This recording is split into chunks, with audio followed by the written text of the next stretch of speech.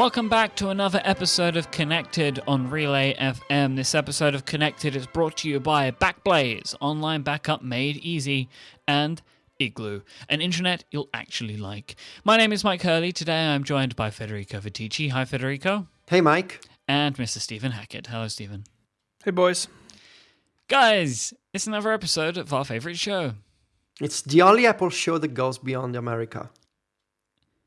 Yeah, I mean, sure. We can make that claim. You know? Yeah. Europe really taxes the hell out of ATP. What's up? Welcome back. Well, you guys know, I told you that I have an IKEA kitchen fully set up at this point. I'm very happy. I'm very glad. And to my disappointment, I realized that IKEA doesn't have an iOS app to... have you guys ever bought a kitchen at IKEA? No. So there's not an IKEA here, actually. You have to go like 5 hours away to a one in Georgia. So they have a 3D modeling program for web browsers on the desktop that requires you to install a plugin in Safari, and it's kind of terrible. And I was hoping that they would have like an iPad app, or at least some compatible apps made by other people. But it turns out that such a thing doesn't exist, and I needed to use my MacBook to sketch out my kitchen with the IKEA browser tool. And my MacBook's fans were spinning really, really fast. And it was loud and awful. I'm sorry to hear that. Yeah, but at least my kitchen is done, so I don't have to think about that anymore. You should buy a Mac Mini. And your MacBook Air, I think, probably only has one fan, but it's fine. Only one? I think so. Well, that's enough, I guess. Maybe. I don't know. So let's jump into some follow-up. So we got a lot of feedback. Brian Redmond is the one that we are going to bless with attribution about... We got some angry follow-up as well. I received some angry follow-up. We have angry listeners? Yeah. I received a show about angry people. Yeah. Oh, yeah, I forgot about that email. You haven't forwarded those emails to me, by the way. I archived them. There used to be a podcast about angry people, but now they shut it down. Too soon, bro. So Brian Redmond on Twitter links to the K-Base, as you might imagine, about how to do the thing... What is this? What are you trying to do? Copy a logical range of data, right? Yeah. So basically, I was complaining that I couldn't find a way to take a field in numbers on iOS, select it, and sort of drag down and just copy it down the column. Mm-hmm. Because Google Drive does this by just adding a small button that's on the bottom of the columns, which is always exposed, so you can do it quite easily. Now, to do this on iOS, you have to tap in the first row, so you see the copy, cut, paste thing, and then you have to tap it again or something and press like the fill button, and then when you press the fill button, this yellow box appears around the field and you can drag it around. Now, I still maintain it. Okay, it's possible, but that is not intuitive. It is intuitive in Google Drive, Google Sheets, because it's just a button that's always just there. It's a pro tip from the Apple website. I would never have thought that you would need to tap to bring up the cut, copy, and paste dialog to then press another button to then activate a mode in which you could do that. It just doesn't seem like a intuitive way of doing it. It's not. It's not at all. The entire copy and paste system needs to be revamped eventually. It was first designed in 2010, and things have changed quite a bit around iOS apps and interaction with different extensions and widgets and stuff. And we're still stuck with the same copy and paste menu of 4 years ago, and developers cannot tap into that menu. Only Apple can do stuff. developers can have some limited controls they can add, but they cannot really build, for instance, extensions into that menu. And I guess the whole text selection mechanism on iOS is one of my major limitations when I try to work on the iPad without using a keyboard, because selecting text on iOS, especially when it comes to selecting text that spans multiple paragraphs and lines, that's always cumbersome. And this example in Numbers and Google Sheets is just one instance of a system that I think it's growing a bit stale, you know? Yeah, because I mean they're doing like this interaction here. They're trying to do more in the interface than what they initially brought it into the world needing to do. Like you can replace and define, and like it's all great, but it's really feeling more and more like they don't know what to do with it. They just keep like adding things to it or adding things behind extra buttons. And I totally agree that the system needs a good overhaul. I don't know what that looks like. I'm not smart enough to figure out what that's supposed to do, but I do agree that it is very frustrating to use if you really need like fine-grained text control on iOS. So I wanted to just bring up quickly something just about last week and etc. I complain about iOS because I love iOS. Like, I do so much work on it that when it frustrates me, or things seem weird, or they don't operate the way that would seem logical or intuitive, I get annoyed by it, because most of the time it does. Like, iOS is my operating system of choice, like, just generally. It's my favorite. I like doing things on it more than anything else, than any other platform. But it's just when you come into these, like, roadblocks where it's like, oh, I don't know how to do this, or this doesn't make sense to me. Like, there are things that are hidden, like in Mail, for example, like, so many functions are hidden behind, like, scrolling views of the cut, copy, and paste dialogue, right? That just seems like such a weird place to have, like, press this button to see more options. Little things like that. Or, like I was saying about how rich text means that I can't very easily copy something from a from a Google Doc document and, like, paste it into Mail, and it loses formatting and things like that. So it frustrates me because it's so powerful. But then when I can't do those things, it annoys me, and that's why I get upset about it.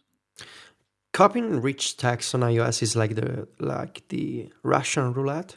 You never know if it's going to work or not. Yeah. You copy some rich text in Safari and you paste it in Mail, and it keeps the formatting, but you copy in, like, Pages or Evernote, or maybe an RSS reader, and you paste elsewhere, and either you screw things up and you get crazy formatting, or you don't get rich text at all and you just get plain text, and that's always annoying for me. I guess the part of the reason behind this is that it's both Apple's and the developers' fault to implement rich text in a way that's consistent and that works across multiple apps. It's just that this feature seems to always work on OS X, and it kind of never does on iOS. So I don't know whose fault it is. I don't want to care. It's something that's supposed to always work, like it mostly does on the Mac, and it doesn't on iOS. So that's one area for improvement, or at least another one. Yeah. So I got something else wrong last week. I mentioned that the iPad sold less than the Mac, and either I said it wrong or at least made it sound in such a way that what I meant was that the Mac sold more units than the iPad. That is incorrect. What is correct is that the Mac brought in more revenue than the iPad for, what was it, Q2 or Q4? No, what Q? That's a lot of Qs. Q4 2014. So the last quarterly profits. So yeah, there was that. I'm very sorry that I misled you, everybody. I didn't mean to do that. But I still find the data point as interesting, no matter what way it is. Just the fact that the Mac made more money is just very interesting to me, because I wouldn't have expected that. Well, I guess you could argue that Apple has been doing a good job with the Mac advertisement campaigns in the past year, especially you guys remember the third 30-year anniversary of the Mac, and they did a bunch of videos. They had the crazy timeline on the Apple website, and it was a really, really good campaign. And in my opinion, it was more practical from an everyday perspective than the Your Verse campaign for the iPad, because with the Mac they had this timeline and they had these examples of people doing their jobs with the Mac and doing stuff that most people can understand, right? They showed graphic artists, they showed musicians, and professions that people can relate to, I guess, architects, designers, writers. With the Your Verse campaign, they're showing people climbing mountains or diving under the ocean. Just crazy tasks that are possible with the iPad. It's just that it's you don't hear those kind of tasks on a computer every day. So I think you don't know what's on my to-do list. Yeah, sure. I would probably say as well that the MacBook sticker campaign was also probably. I speak maybe a little biased, but I expect that campaign was also very popular. Just because you don't like to put stickers on your Mac, there's clearly a lot of people that do, enough that Apple deemed it. They blessed my decision with an advertising campaign. No, they did, and it makes me sad. It should make you happy because I'm accepted. I agree with you, Federico. I think the 30th anniversary of the Mac, I think it was stronger because it did show like the Mac had a real impact on a bunch of different industries, right? Like most notably education and print design and like publication stuff, but made real impact, and they can't say that about the iPad, and maybe they can't, back to the conversation of the last several weeks. Or maybe they feel like, the iPad, like the Mac could never go to these places that the iPad can. And so the iPad is like a superset of everything the Mac does, but sort of in a weird way. But I do agree with you. I think that the campaigns aren't equal for sure. Indeed. Extremely important piece of follow-up. Most important ever. Would you like to explain, Stephen, the national scale tragedy that occurred and how it's been it's been fixed. Fixed, yeah, that's the word. So in Star Wars, if you remember, they blow up an entire planet with the Death Star, and it's very sad. Sort of, they kind of gloss over it actually. Star Wars. I never watched Star Wars. I know. Federico, please explain the reference. Stop saying it in public. Why? Is that a shame? Maybe. Why? I don't like sci-fi stuff. Oh my god, am I doing a crime? Well, people get very upset if... what? Because I don't share the same tastes? Yes, for Star Wars. Other things is fine. Well, I guess people should grow up then, Wow. All right, let's move on. Okay, so... No, I'm just saying, just because I don't like something that you like and you accuse me of not liking it, it doesn't seem like a mature thing to do, Mm-hmm. Star Wars gate. Welcome to the internet, my friend. So, for real. So we had accidentally done basically the same thing to Greenland with our show artwork, and we got a lot of emails about it, and it kind of dropped off my radar, but we have it fixed now, and Greenland is now back on the map, on the connected artwork. It's on the site, should be in iTunes. A bunch of third-party apps cache artwork, and there's 100 different ways to reset it. Maybe you'll see it eventually in your third-party app. Maybe you won't, but it is there. I'll tell you what, though, not because we don't love Greenland. Sorry, Greenland, we really didn't it do was this to you. A mistake. If we're going to get rid of a country, it would not have been Greenland. If you currently subscribe to the show in an app that doesn't update the artwork, and you ever see me in person, if you show me the artwork and it doesn't have Greenland in it, you'll get a special prize because you will be vintage. A kiss on the cheek. I mean, yeah, sure, we can do that. So we're extremely apologetic to the people of Greenland. And to Federico. You guys seem really afraid of me saying that I don't like Star Wars. No, I'm not afraid of you. I'm afraid of everybody. I'm afraid for you. What are they gonna do? I'm afraid for you. Come find me? They're going to dox you. Well, they can dox me. They will. They're They can come here. dox you. I'm sure we'll have a good time. Whoever comes visit me. In a Jedi costume. Hey guys, the iPod Classic made headlines this week. I had to check what year it was, and then I read the article. So This week, Tim Cook was at WSJD, which is like the new Wall Street Journal conference, which is the same time as the Recode conference, which I find hilarious. That's not weird at all. No, it's just no. They're not bitter. I'm sure. MBD, guys. MBD. It's fine. There's 52 weeks. We just happen to land on the same one.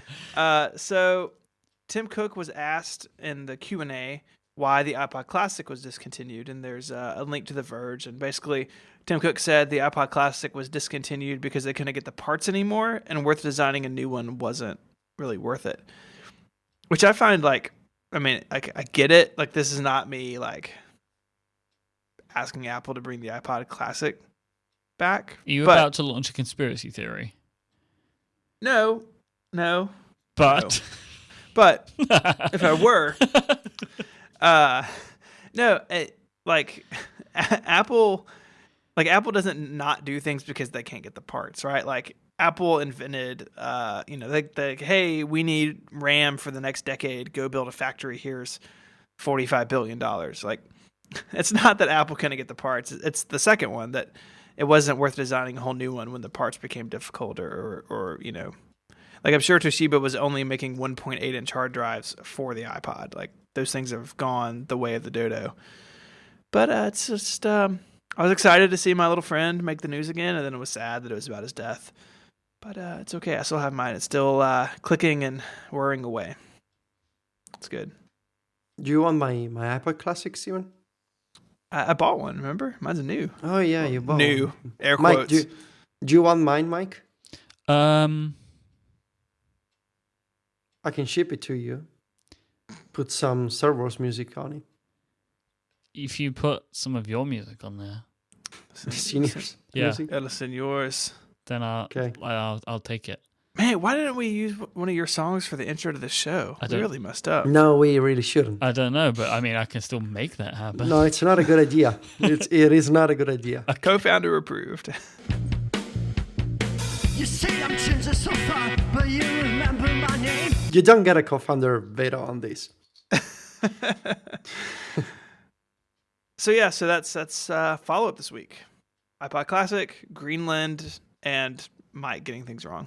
Pretty average week. That actually sounds like a really normal week. You know what we should Greenland talk is about? the only thing that We gotta. So I guess the topic 0 is photo management, and then we are gonna circle back to, let me guess, music streaming services, and that's it. and And then me and Federico can argue about the iWatch. oh yeah, and Pebble notifications. Yeah, I'm just gonna sit in the corner and cry. Sounds like a It's solid show, guys. just a typical connected show. Why not we not do that? And Myke, you tell us about our friends at Backblaze. I would love to. So let me tell you something, guys. Everybody should be staying connected with their files. Okay? Oh, Myke. And to do that, you should be backing them up with Backblaze. Backblaze Online Backup will make you feel safe in knowing that your files are safe and accessible to you at any time. I have been the guy that didn't back up. I've been that guy for some time. But when I poured a drink into my MacBook Pro, I lost some files. Not a lot, but there were things gone from my machine that I'll never see again. And the worst part is the realization that I actually don't know what I lost. I just know that things are gone. I know that there were files that were not backed up, definitely, and I don't necessarily know what all those files were, so they're gone forever. You shouldn't be like me. You should turn to Backblaze like I have now. It's not just pouring liquid into your computer that can get you into trouble. Crashes, stolen hard drives, some sort of disasters, or just forgotten or deleted files can leave you in a sometimes sticky situation. The Backblaze app on your Mac or PC encrypts and uploads all your data and makes it available online and on mobile devices. You have complete peace of mind in knowing that not only are your files safe and secure, they are accessible on the go with Backblaze's Android and iPhone apps. I was very impressed playing around with Backblaze's app in my testing that I've been doing of Backblaze. Federico, you'll like this. So you can access the file structure of your Mac, and you are able to download individual files, and you can open them. It uses the open in command, and you can open them in other applications on your iOS devices. I was super impressed by that because I was kind of like, it was like I was connected to my Mac. It was some sort of network connection, but it wasn't. I was just browsing my Backblaze backup. You can get a risk-free, no credit card required trial by going to backblaze.com/connected. That is backblaze.com/connected. There are no add-ons or gimmicks. This is a full feature trial. It's the real deal. And after this, it's just $5 per month per computer for unlimited, fast online backup. If you are listening to this and you do not back up and you're not using Backblaze, take my advice and change this. Don't be a dummy like Myke. Go get Backblaze. Thank you so much to Backblaze for supporting Connected and Relay FM. We picked Backblaze as our favorite, best cloud backup service on the Suite Setup, I think earlier this year. You should check it out for sure. So, topic 0, someone has labeled what in the Google Doc. What is this? What is this video that I haven't watched? So somebody has somehow, I'm not sure how, basically created an app which is a UI demo of the Apple Watch user interface on an iPhone and how that would look. So, Stephen, if you've not seen this, just jump to a minute in the video and you'll see what's going on here. It's basically the tiny circular apps, infinitely displayed, and you can zoom out and see them all in tiny, tiny dots, and you can zoom in. There you go. This? And you can drag around and select apps. I have seen some people say that this looks fantastic and is the way that things should be. It looks fantastic. I love this so much. Really? Yeah. Are you being I don't want to serious? use it. I don't want to use it, but it looks pretty. I think Looks pretty? I think it looks horrible. Wow. Oh my god! Can you imagine trying to find your app? There is no I said I organization. don't want to use it, but it looks pretty. It doesn't look pretty. It looks like a At this point, beehive. he's just opening Safari over and over. Yeah, because it's the only one that got working, probably. Bravo to that guy for doing that. I like the animation transition of the circle, but that's all I like. I can't ever imagine wanting my phone to look like this. Plus, I just think it looks weird. I understand it maybe on the watch, although I'm still not sold on that UI anyway. But I can't imagine ever wanting to have my iPhone do that. It just seems like a horrible, horrible way of navigating. Not a fan. It's interesting. I do think it's a nice interface. Again, it is weird on the phone. It would not work on the phone, I don't think. But it is. I think the animation. I think the way it looks is pretty. I do think usability wise, it's no good on a bigger device. But no bueno. But you're right. They're not bringing this to the iPhone, probably. Right? Famous last words. We don't like it. Myke and I have decided that we don't like it. Yeah, they're gonna bring it to the Mac, right? Use your They're mouse. They're gonna replace the Finder and Launchpad with these thing that the circles and the animations. And they will specifically say we made this for Steven. I don't want it. In the K K-base. nice. They will force it upon you. Yeah, you'll be the only person that has to use it because you want it so bad. Because you love it so much. They will modify your Mac like the NSA does for the wireless routers that they sell they will modify your Mac to have this sort of springboard and not the Finder. And you won't even be able to look at the library folder, so you cannot mess around. That sounds really punitive. Sounds like a nightmare, right? So, I mean, yeah, I wouldn't want to use it, but I do think it's pretty, and I do think that it's probably much better suited for the phone, or for the watch, excuse me, than the phone. But we'll see. I agree with you, Myke. Like, we need to touch it and use it before we know what it would be like.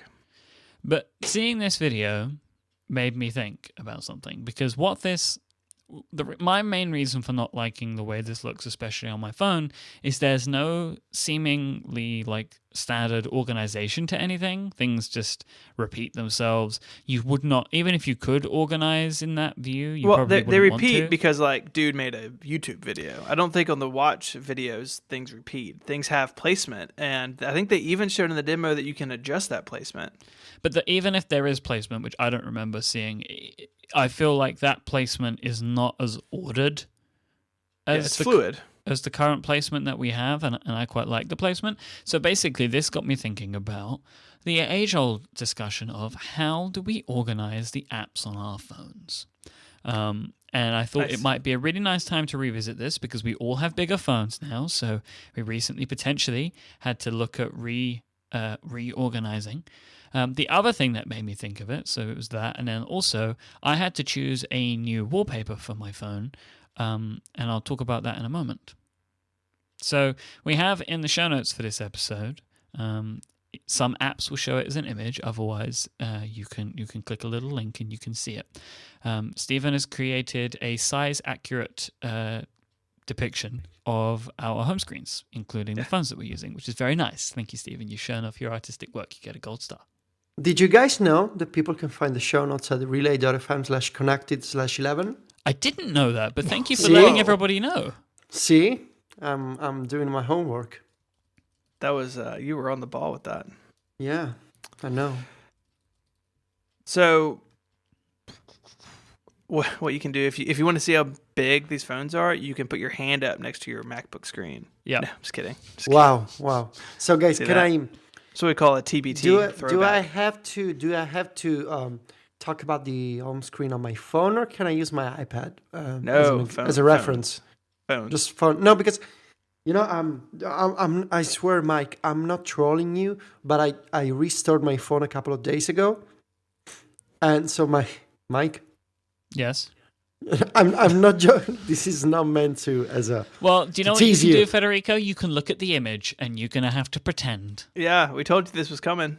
So somebody that restores their phone during the time that we decided to do this topic, and the show being, which is like 48 hours, you now have to look at an image. I have the same setup on the iPad.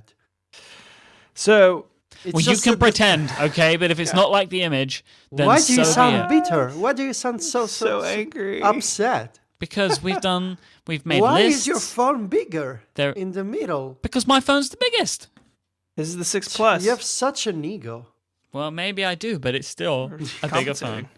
I have a phone which is comparable to my ego. So. This was really fun doing this podcast with you guys. I'm just gonna go. Why is your home screen a bunch of check marks? We're gonna get to Okay, so in the show notes, they have this image, and basically we've organized them to apps we have in common. Which there's only 4 apps that the 3 of us share on our home screen, which is like the most prompt/connected thing that's ever happened. And then we have a bunch of apps that we have that 2 out of the 3 of us have in common. And then there's a ton of apps that Federico is the only person with. And there's only 2 that I am the only person with. So we're going to talk about what that means for us philosophically. Yeah. But let's talk about wallpapers first, and then we can talk about yes. Let's talk about Steven using the weather app. It's not the weather app. It's not? Oh, that's Do you perfect not look weather. at there's a Google That's perfect weather. Uh-huh. The icon is so it's the same one. Come on, you cannot blame me. It is perfect weather. I don't understand why anybody uses a weather app and not just use the notification center widget. I should say, guys, before we get into this, I wanted to comment on the weather app. I never really addressed the follow-up that I got for my weather comments. I was hoping that was going to go away quietly. No, it did. It's not going away quietly. So I appreciate all the people. I will not be moved. I appreciate all the people that got in touch with me and shared. Someone sent me a picture of a snowy hill. Look at my email. Hold on. So a lot of people. Basically, the main comment was that not everybody lives in Italy, and not everybody can enjoy the warm, generally nice weather that we have here. I get it. I guess I have a different perspective on the kind of weather that you gotta expect outside. I received a bunch of photos of, hey, I live in this part of the world, and when I get out in the morning, I don't know whether it's going to rain or to snow or to be hot or cold. So I need a weather app with the forecasts on my home screen, and I need to look at the widget. So yeah, people gotta use weather apps. And thank you for your comments. Those were really appreciated. I'm not being sarcastic. It's just that I don't really use weather apps, and also I couldn't use the fancy weather apps that Americans have, like Steven, with all the radars and the animations. But thank you for the emails on the weather. Do you go outside? Have you seen my balcony? I have. Well, not in person. So but you asked me if I go outside. You're kind of always outside with that balcony. Like, yeah, it's just that I don't need precise statistics to know whether I need to put on a sweater or a t-shirt or a jacket or not. It's just that I can look at all. At the sky. But let's not get into the topic again. Wallpapers. Myke. Wallpapers. Yes. Go, Myke. So I had been using one of the wallpapers that our friend and designer Frank Towers had put together for us. I was using the analog one, but when I rotated my phone into landscape, it zoomed in too much and didn't look very good anymore. So I decided to start looking for a new wallpaper, and after some searching, I thought to myself, I want something blue like my case. So it's kind of like how they do it on the C range, the 5C range, right? So you have like the same color background to the case. So I started looking through, and I remembered about that like jaggedy blue wallpaper, which is one of the stock wallpapers, and I now use that, and I'm very, very happy with it because it's like my phone and my case. They're in partnership together, and like it's magical. And it's like I'm looking through my screen, and I'm looking at the back of the case, and the case is all like jagged. Very romantic. That's an integration of hardware and software. Exactly. Only Apple can do that. This is what happens when you control the whole thing. This is the collaboration between teams. Uh-huh. I like it, Myke, but I dislike how like 1Password and Fantastical are underlined by the checkerboard pattern. Freaks me out. Well, I can't. Oh, now I'm going to have to change it because now I can't ever look at it that way again. I'm here to help you. No, that doesn't help me because now I'm going to spend like trying to get that right because now I have to get it perfect because I can't see what it's going to look like until I already set it. And then it might underline another app. Oh, you've ruined it. You've ruined everything. Stephen Hackett, ladies and gentlemen, ruining lives. Federico, how much coffee have you had? Federico uses the default. Oh my God, you can't zoom it in. Like a fanboy. You can't zoom it in. And you gotta turn perspective zoom off. I have. It doesn't work. Well, blame Steven, your friend Steven, your co-founder is to blame. So it took me so long to settle on that one. You should have known better to go into a business with a guy that tells you these things about a wallpaper. Well, I'm gonna have to turn perspective zoom on. Oh, that's the worst. Yeah, but now, so at least sometimes it won't be lined up. When you use the parallax, the device becomes one, a single entity. What is that voice you're doing? That voice creeps me out. It gives you a real sense of understanding the placement of all of the. Federico, why do you use the default iOS 8 wallpaper? Because it makes me feel like I'm using a new device, because it looks like the iPhones that Apple has on the website. So it reminds me that I have a new iPhone and I'm happy. I'm totally serious. I'm not joking. It is the best default wallpaper that shipped with iOS in a long time. Yeah, Remember how it's janky nice. was it the iOS 5 one that had like the water droplets? iOS 6. Yeah. 6. Nope, iOS 5. Maybe 5? 6 as well, maybe? I'm 6 trying to had, find it. yeah, the water. What was the one that made it look like you had a scratched phone? That was the original iPad one. The original iPad with the stars. Oh, instead. yeah. This one. Putting it in the Great. chat room. That, No, seriously, I use the default one because it gives me like the idea that I have a new device and that I, a new OS and A fresh outlook on life. Yeah, fresh start, new season, A restored phone. oh, man. I restored the phone, the kind of feeling, Stephen, people are going to be so upset at you that you didn't clean up the status bars. I know. I know. It was. So more can we than I talk wanted about to do. Mike's to-do apps yet? No, I Not haven't yet. talked about my wallpaper Okay. yet. Sorry. Because this is very important. Because here's the thing. So we do every week on the Sweet Setup, we do like setup interviews. And for the longest time, we didn't put links to wallpapers. And every Monday, it'd be like, where'd the wallpaper come from? Oh, where'd you get that image? Oh, can you send me that wallpaper? So now we link to them. So that's why we're doing this. Well, you know which kind of feedback I get all the time? I post a screenshot of my notification center and I talk about an app. Like today, I was talking about PCalc. And the question that I got on Twitter was, hey, what's the weather widget? Like 10 people in 5 minutes. You got to crop those things. Yeah. So mine comes. Just like blank it all out, like with the pixelation. Everything. Just everything except the one thing you're talking about. Yeah. No, because people then are going to think that they got to dox me because they want to find out what's behind the pixelation. Yeah, but then let them, man. Just let them. Whatever. Okay. My comes from John Carey, who's a photographer at 50footshadows.net, from his dust collection, which is fun. He actually shot here in Memphis, and it's one of those dust images. I like it because it's real like blurry and not in focus at all. I don't like wallpapers that compete with the icons visually. Like this, just kind of muted in the background. What, like mine? I'm surprised you don't have one of those shelve ones. I thought that you'd be all up for that. I thought you were going to have Why a would Mac I Pro. be or- up for that? Yeah, how come you don't have a picture of an old Mac? I don't know You know, what's like- happening to the two of you today, but I People, don't like it. people use photos of their kids as a wallpaper. I do for my stop it. I do for my lock screen. My lock screen is my kids, but Yeah, my lock screen is a picture of my girlfriend. yeah. Mm-hmm. What's your My lock screen is the Apple wallpaper. Of course it is. Stephen, are you not concerned that like sometimes you look at your phone and think there's dust behind the screen? No. Because it's actual dust. Like if you did get dust there, you wouldn't even know. Well, how would I get? So the 4 apps that we share in common: Okay. Slack, GroupMe, Drafts with an asterisk.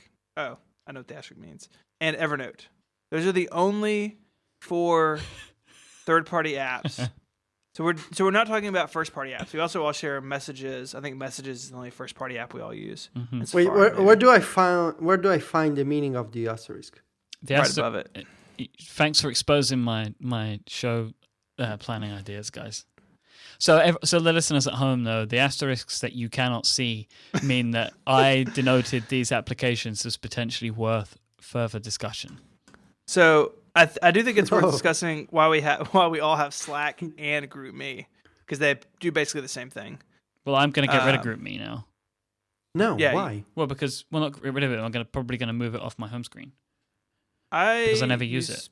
I use Slack for day job and for relay, talking with everybody, and I use GroupMe as my brother and some friends. We all use it because people are on like Android and all sorts of crazy things, and we use that as just a group chat over there.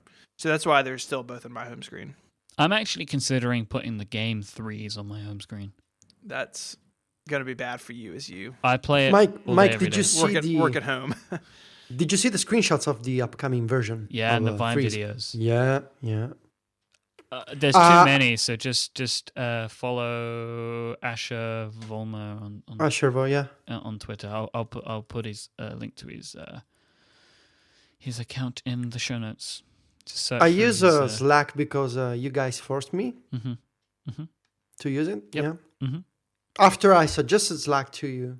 So you kind of made your own bed, really, because you were the first person who told me that Slack was so great, and then we couldn't use it because Stephen used it for work, which meant we couldn't use it. Before the Mac app had multi-team support. Yep, and now we can do it. So we use it, and now Federico is the one that doesn't want to use it, but it's too late now because we're all using it. And it's really good for things like Relay or for like me at work because you can have different channels for different things. So like we have one just for connected. We have one that's just about merchandise and like you can keep them private, you can make them public. Like you do all these different things. Spoilers, bro. Flexibility is good. Oh yeah, we're doing merchandise at some point, probably really soon. So, but drafts. Drafts is interesting. So we obviously all have it, and I'm interested to know what we all use it for, because I'm sure I don't use it for the same reasons that you guys do. So I currently use Drafts as like my quick note-taking application on the iPhone. So I have things in Drafts that will always be in Drafts. Like, so I have things like a list of future guests I would like to have on Inquisitive. I keep it there. But I also put in things like just like quick notes, like if I need to remember a restaurant order or something because I'm about to walk up to order it or something like that. But so I have all kinds of things in there. I don't really use it so much for the put something in here, send it to somewhere else. That's exactly how I use it. Yeah, that's why I thought it would be interesting, right? I do that sometimes, but that's not my main use of the app. Yeah. My main use of the app is it's a super powerful note-taking application because what I love is all of the new keyboard things that you can do. So like the extra row of keys. Bubble text. Well, okay. I mean, I don't necessarily need that. I didn't even know it was possible, so maybe I can add that. But I have it for like quick access to markdown stuff and things like that. So I really like it for that. So, and it has a really, really sweet dark mode, which makes me very, very happy. So I like dark modes. I use it more as a quick scratch pad for information that I need to save quickly and then maybe take elsewhere. Because the kind of note-taking app that you described, that's Evernote for me, for like lists or information that I need to store for the future for reference, or like lists of article ideas from Myke Stories of, or maybe links that I want to mention in our newsletter, Myke Stories Weekly.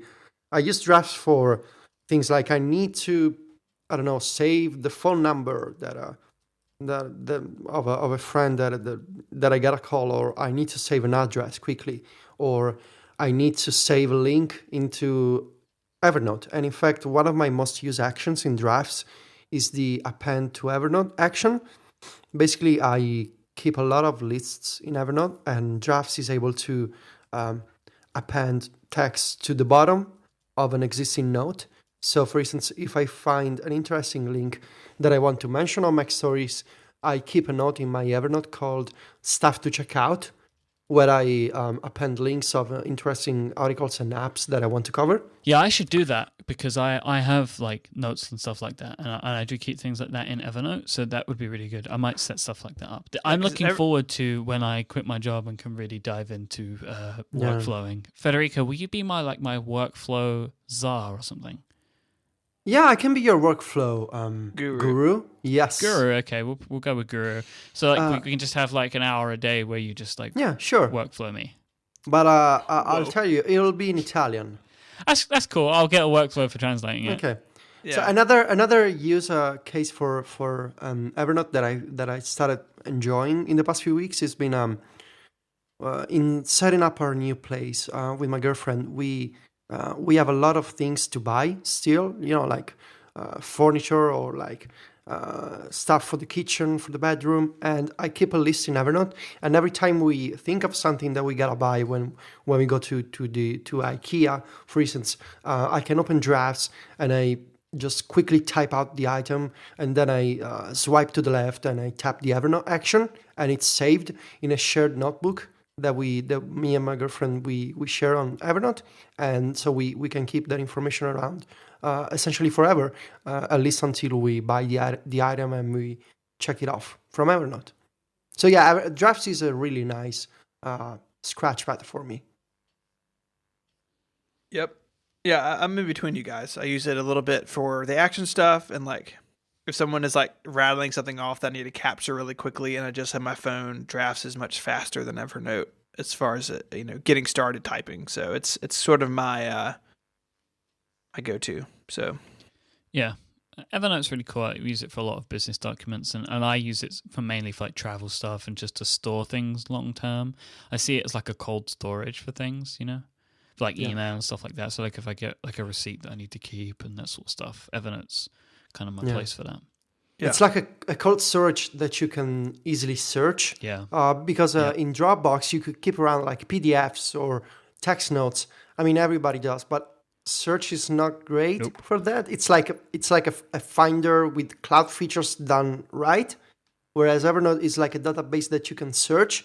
And again, for instance, I've been doing the paperless thing, with all the bills and like the receipts for the furniture that I bought, or like I scanned the manual for like my air conditioner and a bunch of other electronics in my house, and I keep everything in Evernote. So when I need to look up some commands for the air conditioner that I don't understand, I can just open the Evernote app and it's there, and I can search and I can have like shortcuts. I can do recent searches. It's really useful. Cool. Should we take a quick break and then we'll talk about the apps that we have in common that some of us share? Yep. Sure. So I want to take a quick moment to thank our friends over at Igloo, who build an intranet you'll actually like. If you've ever used something like SharePoint, or you work in a company or an organization that has some sort of corporate intranet product, you're going to know what it's like to feel like you're working with something that was built in the 90s, because it probably was built in the 90s. You're going to know just how dull and boring and unengaging an intranet can be. You're kind of like dragging it along throughout your daily work life and just trying to force it to do the things that you want. You can never find the information that you want. It doesn't do anything to help you try and stay in touch with your colleagues and all this sort of stuff. That's where Igloo can help you. That is where Igloo is like a shining light in your workplace. Igloo does so many incredible things, and one of my favorite things that Igloo allows you to do is to create and craft a space for you and your work colleagues that looks and feels like something that fits in your company. So this is more than just like changing some colors and putting your logo in the top left-hand corner. What Igloo allows you to do is to create an intranet that is like a reflection of your company. So this is, of course, in the look, but also in the feel of how you use it on a day-to-day basis. With Igloo, everything is widget-based and it's drag and drop, so it's really easy to build something, and you can like customize your own pages and stuff like that. But the things that you can customize it with is where it starts to get really special, and that's Igloo's apps that they have. They give you the flexibility to change the structure and presentation of your internet. So this can take your internet from what it is currently to just being like content-driven and like just pushing information out to everyone in the company, to somewhere where it feels alive with activity and conversations. You can have like forums and like blog things. You can have micro blogs. There's comments throughout the whole system. You can reply people within Igloo. Like they've basically built interaction methods which are like the ones that we are used to using on a day-to-day basis in our social internet lives. And it allows you to basically work with the people in your company the way that you're used to working with them, and you can talk to them in the ways that you want to. But you're able to also you're able to customize, and you can use HTML, CSS, JavaScript across the whole of Igloo. You can also make just some of these changes, including some of the app stuff, just to certain areas. So if you want to keep different parts of the business, want to keep their own private conversations and then have conversations with the wider teams and stuff like that, you can do all of this. It is incredible. This is just some of just a small sliver of the amazing things that you can do with Igloo. And if you want to see how flexible it can be, go to igloosoftware.com, because they build their entire website on top of the Igloo platform. Igloo is free to use with up to 10 people, so there's no reason you shouldn't be trying it out. Go sign up right now at igloosoftware.com/connected. That's where you'll be able to sign up for your free account for use of up to 10 people. And if you want to sign up further, you can check them out. They have really great pricing. So that's igloosoftware.com/connected. Thank you so much to Igloo for their support of this show and all of Relay FM.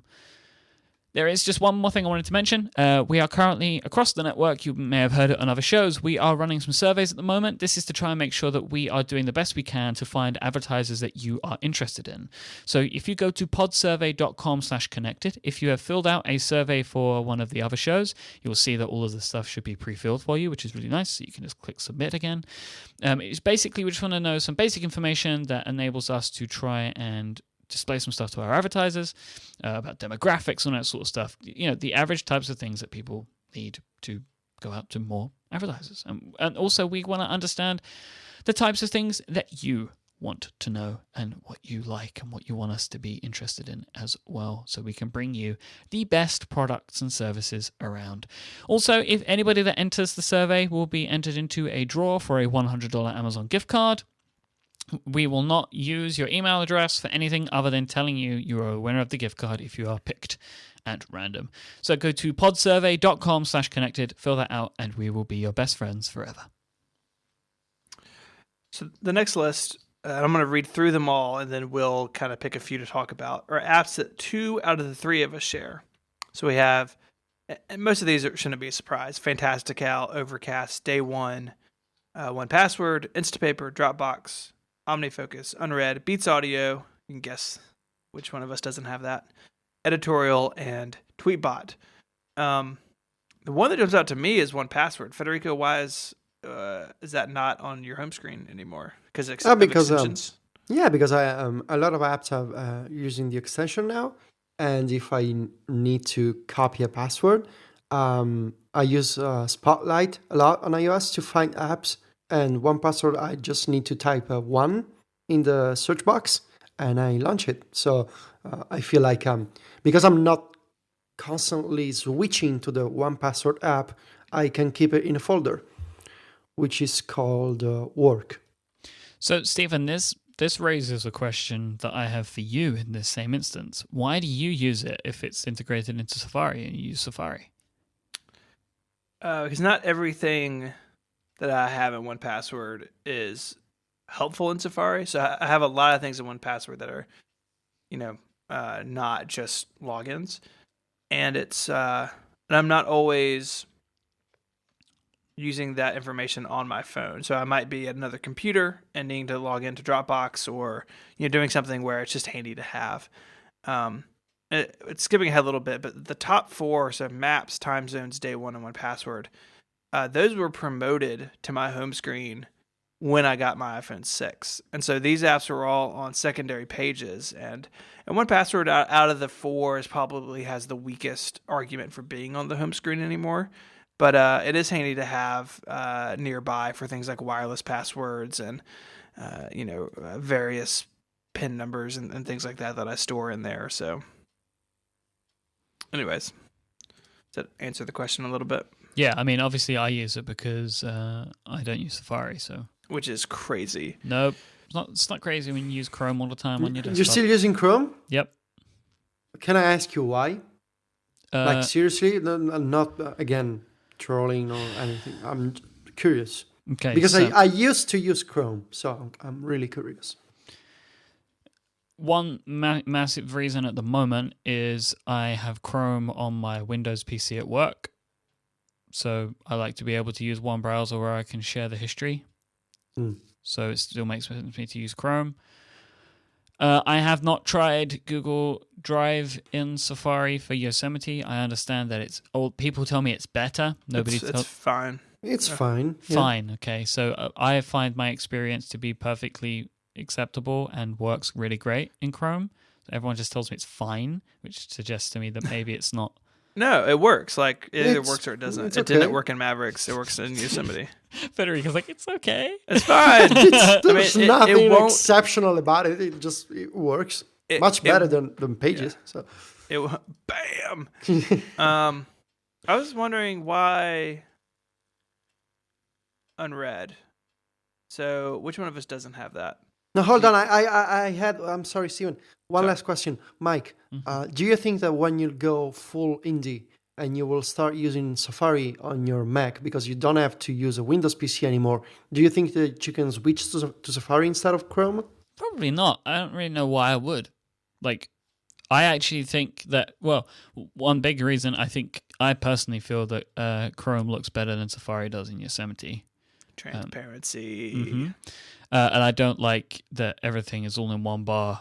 I like to have my big bar and then the tabs because I'm used to it. I'm being grumpy and old, and this is just how I like it. And I just like Chrome. That's my gig. Come on. And I also like to not have to install too many plugins. I don't have Flash on my machine. I don't ever want to put Flash on my machine.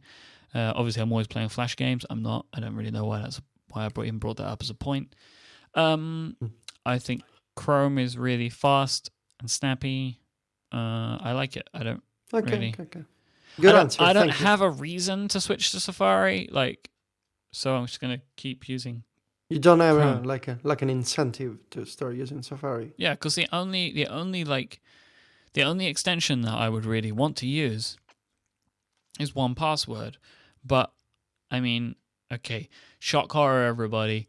I use Chrome to also store my passwords, so they sync across devices. Okay, I know it's horrible, isn't it? Isn't it disgusting?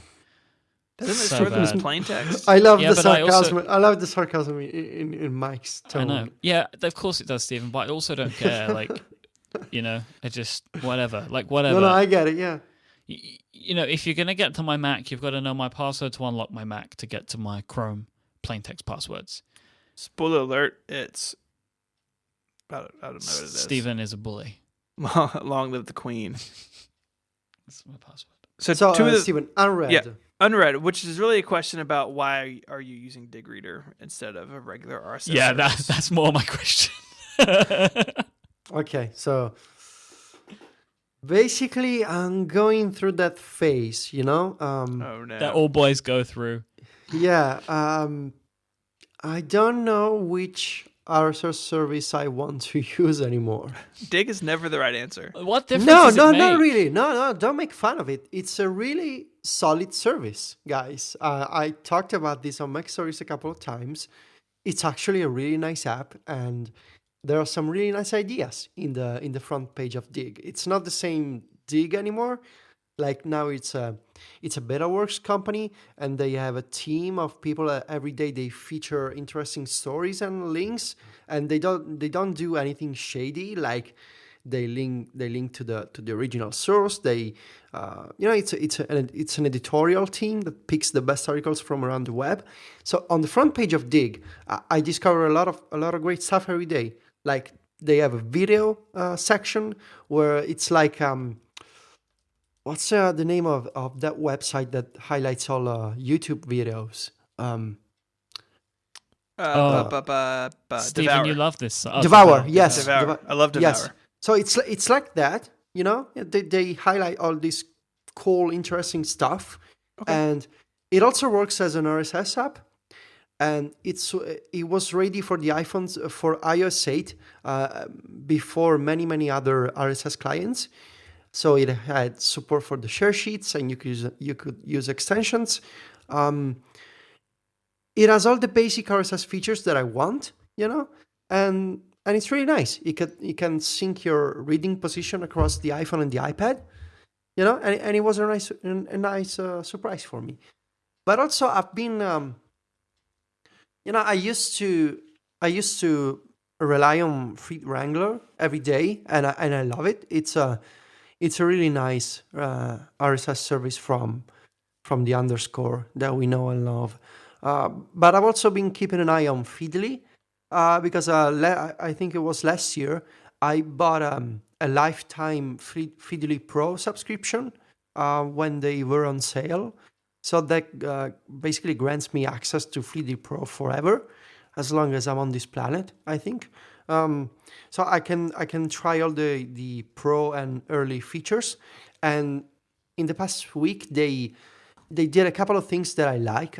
They shipped a new search feature that lets you search for any keyword, and you can use operators for advanced search too, and you can look in your Feedly, so you can look into your subscriptions, or you can look beyond your Feedly. You can look in any website, and they also stopped using the Feedly URL shortener.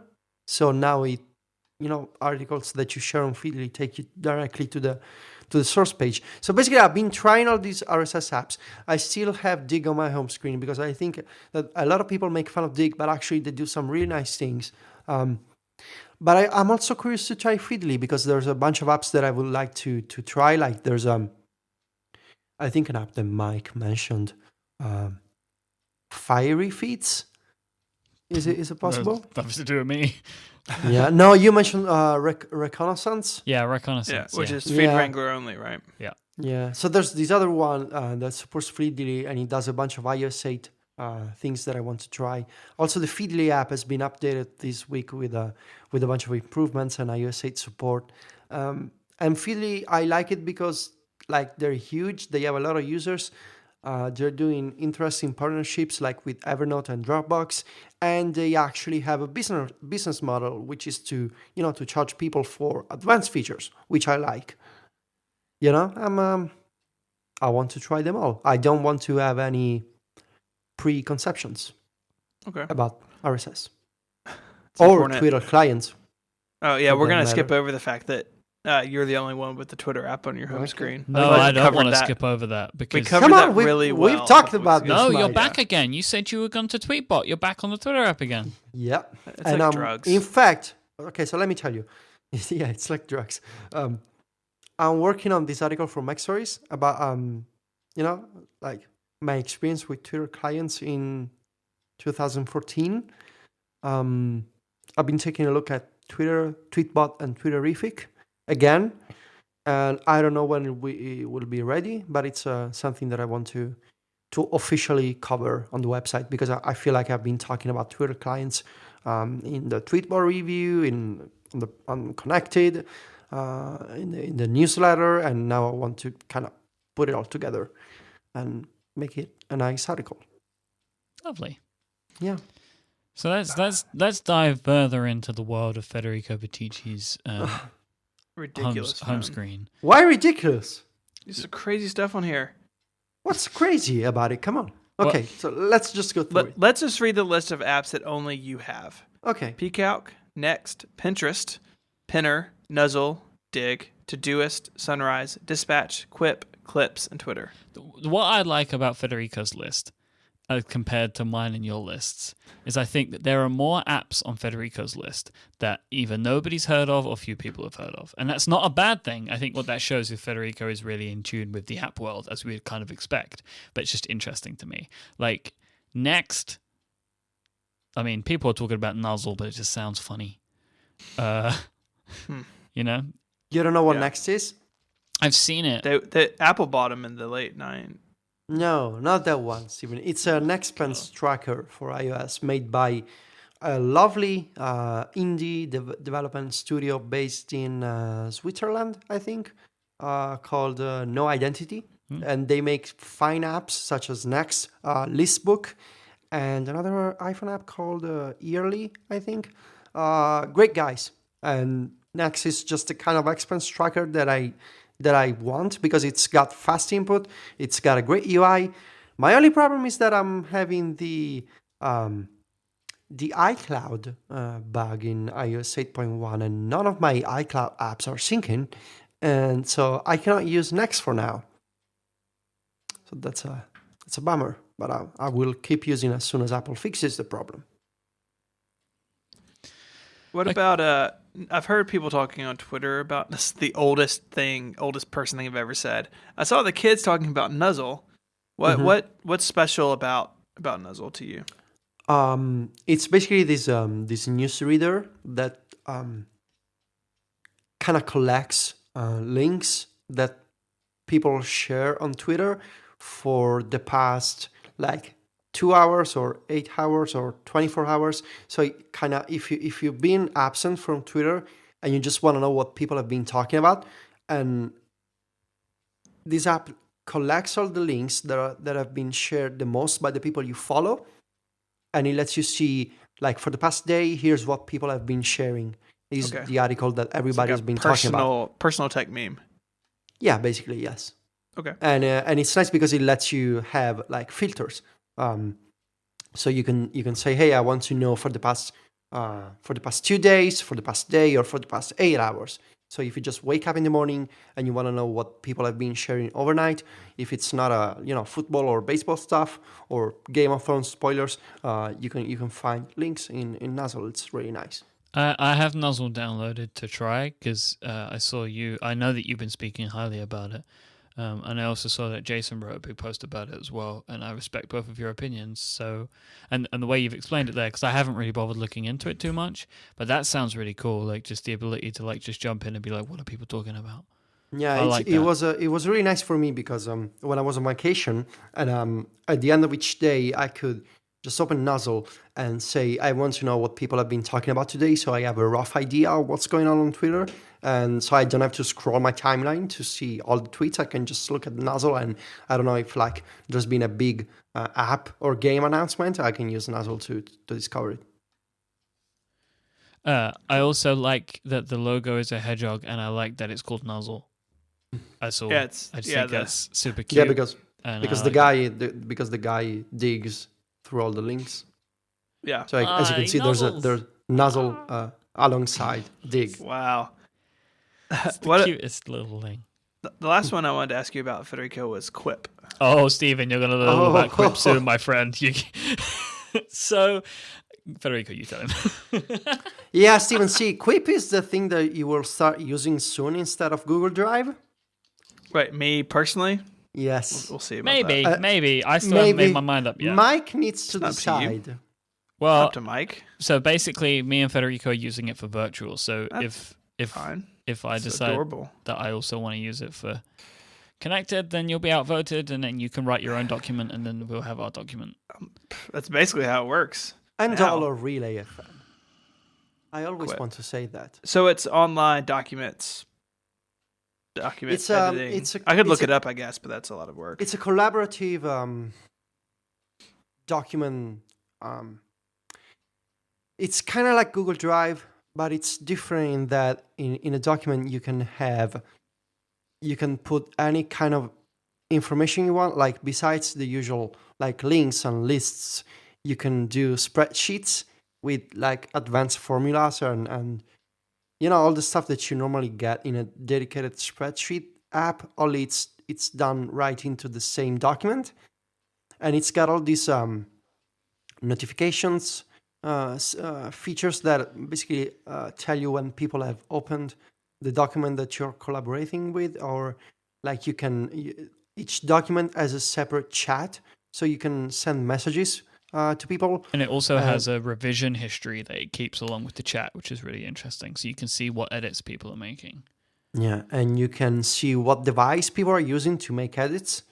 It's got this clean desktop view that lets you organize documents in folders, and you can have subfolders. You can pin specific documents to the desktop. So for instance, with Mac Stories, we have a Mac Stories Docs folder, and inside there's a Mac Stories Weekly folder with all the documents that we use to organize, like the Mac Stories favorite or the Mac Stories collections.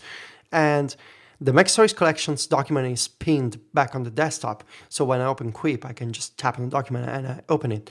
And every week when we decide which apps to feature on the newsletter, we can discuss in the Quip document with my teammates the kind of apps that we want to cover, and we have a spreadsheet right into the same document with a list of apps organized in columns and rows for different app types, and it's really nice. It's got great support for rich text, so even when you copy something that has formatting, like huge errors or like other sorts of weird colors or block quotes, Quip tends to kind of normalize rich text. So it keeps the links, the basic formatting, but it removes all the weird craft that, like the junk that rich text has usually comes with. And it's really nice, works on the iPhone, on the iPad. It works on the web. It's an excellent web app, and they also have a business model for for businesses. They charge you Businesses for that model. yeah, they charge you for team management features and stuff like that. Really good company. When you sign up for Quick Business, they actually share a document with you, and they talk to you in the chat, and they ask you for feedback, and you can put the feedback in the document that you share with the Quick team. It's cool. It is good. It's good. It's just got some weirdness to it. But everything. I think that everything has weirdness to it. But yeah, should we go through my list? Yeah, I wanted to talk about Wunderlist because it affects me too. It's just not on my home screen. Okay, so let's talk about the apps that I have on my phone are Foursquare. This is on my home screen, of course. Wunderlist, Silo, Clear, Dew, Google Maps, Launch Center Pro, WhatsApp, Chrome, and Instagram are all on my home screen that are not on either of these guys. So what would you like to quiz me on, if anything? You have... Let's just count them. Yeah, so Federico, this is where you can ask me the question you've been dying to ask me. 1, 2, 3, 4, 5 to-do apps on your home screen. Okay, so Wunderlist. That's one question. Why 5? Right, so Wunderlist, me and Steven use it to track tasks for Relay. However, we don't use it as much anymore, so I'm thinking about moving it off the home screen. So I am actually going to do that after today's episode is over, but I don't know what I'm going to replace it with. So Silo is a great shared to-do app that me and my girlfriend keep lists together in of places we want to go, places we want to eat, movies we want to watch, that kind of thing. So I like that. Clear is where I keep my own little lists and to-do lists and things because I just like the interaction of Clear. I wish Clear had shared to-do lists because then that's what people I use. Dew I use for alarms and reminders. What I like about Dew is it is persistent. It will not stop until you tell it to stop. And OmniFocus is where I keep all of my tasks. Except for the ones that are in all those other... Yeah, but they're not tasks in those because I can't share with you. So in OmniFocus, otherwise it will all be in there. Right. And I don't like to create like shopping lists in OmniFocus. And so there you go. Otherwise it would all be in OmniFocus. So my second question was about Wunderlist. Because I've been trying Todoist. I've been trying Wunderlist, and I'm using Todoist now because it's got all these advanced features, like I can use natural language commands to add dates, and it's quite capable at natural language support.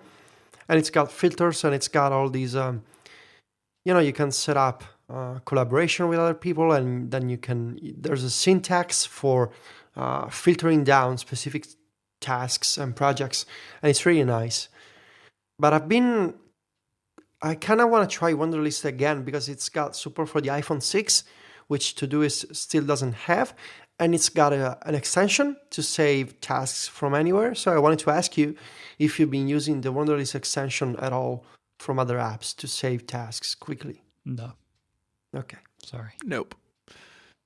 But just me and Steven tried a few things in the planning of Relay, and Wunderlist was the only one that we could both agree on, basically. Steven wanted to use Remember the Milk. I shot myself in the head.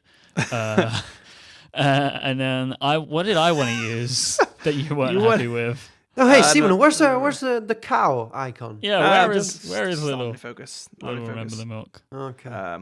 Y'all troll me. I use Remember the Milk successfully for years. Well, and, it's still pretty good. So Google Maps is self-explanatory. Launch Center. So it's interesting that it's not on Federico's homepage, but it is on yours. Yep. I use Launch Center for a couple of key actions, but so much so that having one app that does all these things makes me happy. I use it to access my Starbucks card if I ever go to Starbucks. I use it to Starbucks. Hey. Sorry. Hey. In 7 days' time, I will be brewing my own coffee at home, and then in a couple of months' time, I'll be grinding my own beans. So, whoa. Nice. I use it to grab GIFs using the Giphy search. Mm-hmm. I use it to send canned text messages.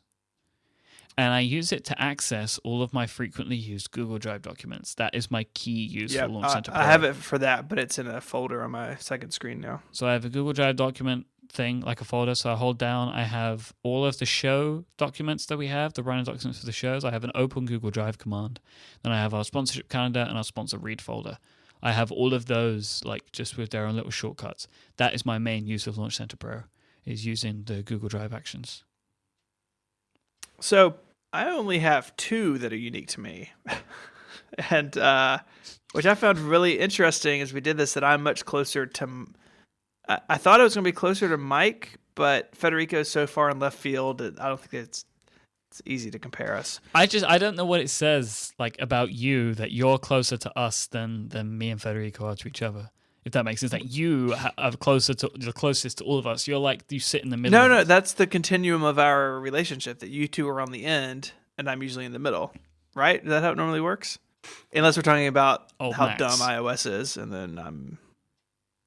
Anyways, so I love perfect weather. I wish they would get around to doing an iPhone 6 version here pretty soon. But really nice weather app, really beautiful. And I use time zones, which I'm shocked is not on your home screen, Mike, since you basically invented the app with Jared, and you deal with time zones more than anyone I know. I have it in my notification center. Okay. Oh, interesting. I have it on my Today view. Gotcha. So you just flip the thing down. Yep, I see it, and then if I need to know any more information, I just tap it and it opens the app. Yeah, I have like one widget in Today. I've really not fallen in love with that. So can I say what widgets I have in my Today view? That's a totally different show. But it's only like 5. But then Federico has to say all 18 of his. We have to compare again. That'll be follow-up. We're already long. That'll be follow-up. I would like to point out real quickly that you guys didn't even take the time to clean up your status bars. Stop it. No, it wasn't me. I just sent an image to Steven. Just look at my screenshots, look at mine, and look at yours. Yeah, I know. I'm just saying. I know. Yeah, you took the time. I'll put myself. We'll put ourselves on the actually, hang on a minute. Screenshot patrol. Hang on a minute. You didn't even send that image. Yeah, we had to steal I it out had of your to mail, go through email. my email archive to find the Mac Stories email to copy and paste that because you didn't send it. You were too busy doing whatever it is you do and not looking at show notes. Which I still don't completely understand because you sent us a message in Slack saying, I'm out, I can't send you a screenshot. Was it because you wanted to clean it up? Yep. Yeah, it was. Or maybe it was because you just restored your phone and you had like just the official Twitter app. I think it was both because my home screen is a mess right now and because I couldn't clean it up. And there you go. But yeah, I always clean up my status bars. Yeah, well, it's important. So there are a couple of questions that we should deal with. They've been talking in the chat room that, Federico, you have the podcast app, the Apple Podcast app, on your home screen. Fanboy. Because Marco, fanboy, really? You're using Apple supplied. Hey, well, clearly wallpaper. I'm a Marco fanboy, so either or, I suppose. No, just because I really want Marco to make an iPad app, and because I'm fine. Because basically, there's a little backstory here. I don't have a data plan on my iPhone right now because I'm switching to a new phone number and I'm waiting for my new SIM to be activated by my carrier. So I don't have people. I cannot call people right now. I cannot send text messages. I cannot go on the web. I need to use my iPad for everything, and I'm using personal hotspot. And there's been an issue with my carrier because my SIM for some reason is still not active after 2 weeks. 2 weeks? Yeah, that's weird. You should get that. You should get that dealt with. Maybe there was a fire at the SIM card factory. Okay, so basically, I'm using my iPad even more because that's my only source of mobile connection when I'm not at home. And because I'm using my iPad, I'm listening to music on the iPad and I'm listening to podcasts on the iPad. But Marco doesn't have an iPad version of Overcast yet. So as soon as Marco does Overcast on the iPad, I will switch back. If I get Pocket Casts, man. Yeah. Yeah, I just figured whatever. So you're like walking to the supermarket with your iPad Air in your pocket, listening to a podcast. I don't listen to podcasts when I'm into the supermarket. Or I don't listen to music. I'll usually talk to my girlfriend. Yeah. Okay, so there's some big overall questions that we're going to answer, and then we're going to be done. And maybe you just did, but why you don't have the phone app on your home screen, Federico? That really because I struck me don't as call odd. people. I don't call people. I don't even like to be called, but sometime people call me, so I answer. I just don't call myself. Okay. I only have it because there was it on my 5S. It used to be on my second screen, but I needed to fill a space. That's really fascinating to me. I needed to fill a space on my top left, so I just put the phone there. Mine is where it's always been because I make a lot of phone calls. Clearly. Mostly work related. Like it's all bottom left work. of the dock. I had settings in the dock until like drafts 4, and people every time I post a screenshot, people are like, "Why do you have settings in the dock? It's all the control center." It's like because I do a lot of stuff in settings, so now it's on my second screen. I can't stand when people say to me, "Why do you have camera on your home screen?" Seriously, what do you have the camera? Why do you have camera on your home screen? No, come on. Because you gotta tell me. whoever remembers that? Me. How can you not remember? Yeah, but also having the camera on my home screen is also having like the photo. No, never mind. We need to have a workflow intervention. Oh, you don't have photos on your home screen? Yeah, because I have camera on my home screen. Okay, so when I press the camera app, I just tap once more, and I'm in the Photos app. Or you could tap just the Photos icon and go into the Photos and use. Yeah, but I like having the camera there. So if I have the camera app, I like have the both. icon. I have both. Boys, you just like the icon. So neither of you make phone calls. No, I have a topic in my back hate- pocket of why the FaceTime app and the phone app are separate. It's super dumb. I have. I typically never make FaceTime audio calls. If I ever make any calls, I very rarely make a phone call. I receive phone calls. Steven, you gotta understand that Myke and I, we are basically millennials. Yeah, we're millennials. We don't do phone calls. I'm 2 years older than you. That means you're not a millennial. You're just You're just outside of that range. No, I'm not Gen X. I'm a millennial. No, I think you're Gen X. You don't sound believable, Steven. I think no matter when you were born, it doesn't make a difference.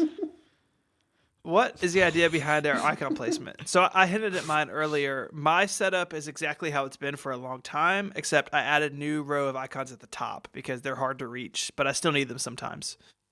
What about you, Myke? When you went to the 6 Plus, you gained like 5 extra rows. So what did I had to like totally rethink everything because I started with a fresh phone, so it didn't have a backup of which for my icons to draw themselves from.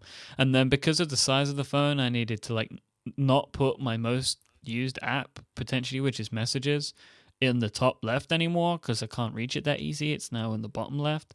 So I kind of just rethought things. I used to have like a whole audio folder in the bottom right. But now I remember that, yeah. Now I just have Overcasts, and because I can also have Beats Music. Because basically I wanted to have Beats Music and Overcast at quick access, and I didn't have any space on my home screen. But so then the bottom right, kind of working its way out, is the most used. Ish. Roughly. Yeah, actually, yeah, Roughly. no, it is. So yeah, that bottom, like that like. The bottom row, like the bottom 4, and then I guess that whole bottom section. like bottom section is the most used. I'm kind of the same way. The middle, like tweet on my screen, Overcast, Slack, Tweetbot, Unread, Instapaper. I use drafts a lot, but with the way I hold my phone is like drafts is kind of hard to reach, which settings was there, but I use drafts enough. It kind of picked up that spot. Not super heavy usage, but I'm kind of the same way. I hold it in my right hand, use my right thumb, and it kind of radiates outward from there. And I can reach up to the Messages icon pretty comfortably on my phone, but past that, it's harder. Have you guys ever heard of the concept of Feng Shui?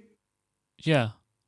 It's like the Chinese yeah. theory of being in harmony with what's around you. So basically, I kind of use that concept like to place the icons.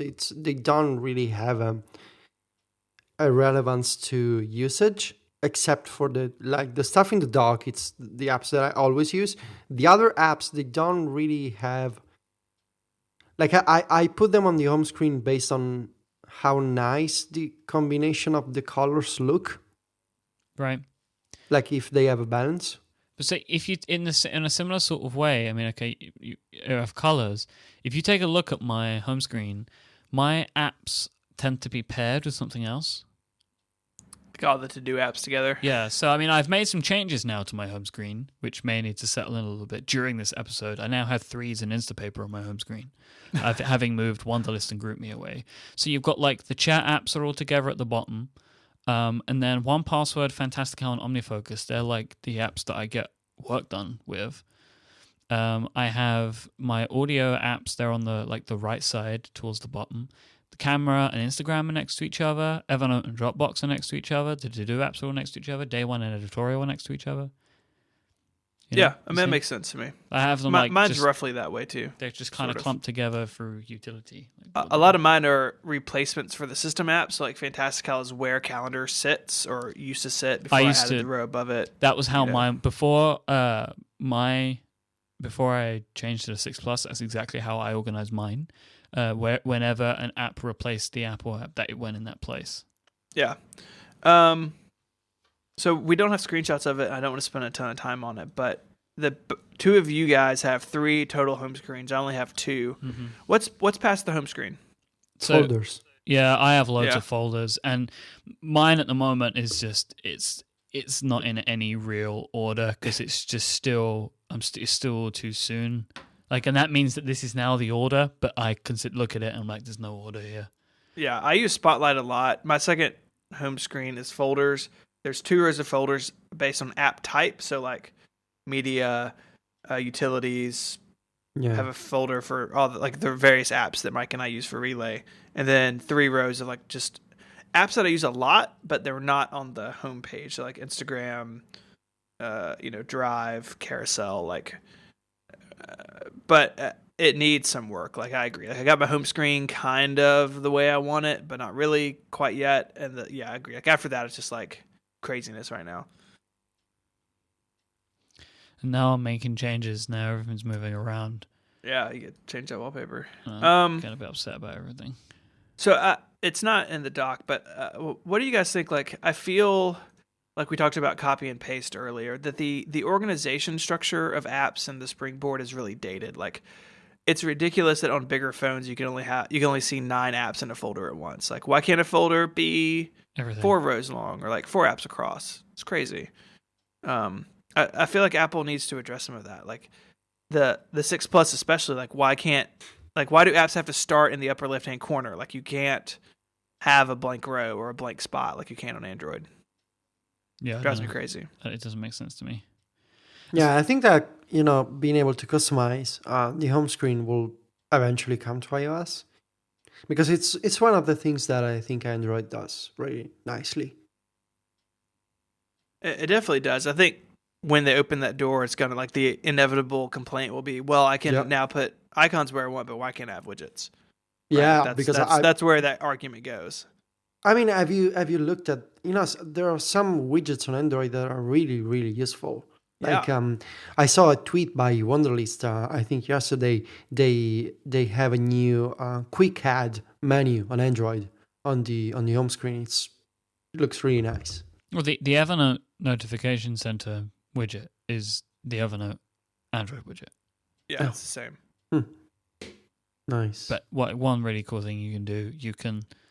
it's not really like widgets, but kind of, because you can also have shortcuts on Android, so you can actually make shortcuts to Evernote notes and put them on your home screen. Hey guys, we should probably switch to Android. I think we should, right? I think we've made a clear enough case now at this point. I think we're done. Yeah. Cool.